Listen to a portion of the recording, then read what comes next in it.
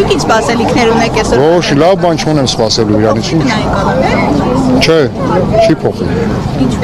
Նկարից ավախեմ, իրան որ կենթանի տենա դու չեք պատկերացնեմ, երևի Ադրբեջանն եք անցնում։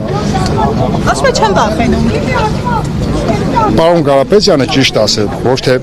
փոքրիկ խմբակ, այլ պուճուր խմբակ, շատ պուճուր խմբակ են իրանք, ոնց չեմ վախեմ։ Չեմ վախեմ, թող մարդուն ազատ արձակեն։ Տենանք վախեն, թե չվախեն։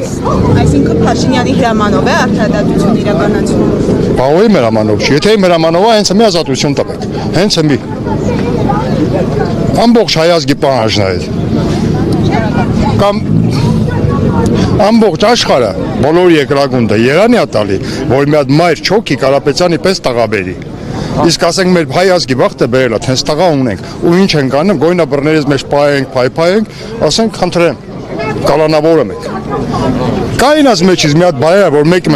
մի բան ունի արած, թող մատնացույց անեն։ Եթե կա, թող մատնացույց անեն։ Ամբողջ աշխարհին ունի արած մարդ, ամբողջ աշխարհին։ Շնորհակալ եմ։ Սորել ասենք մի հատ, ոբշեմ բերանս չբացեմ տարեքստյան։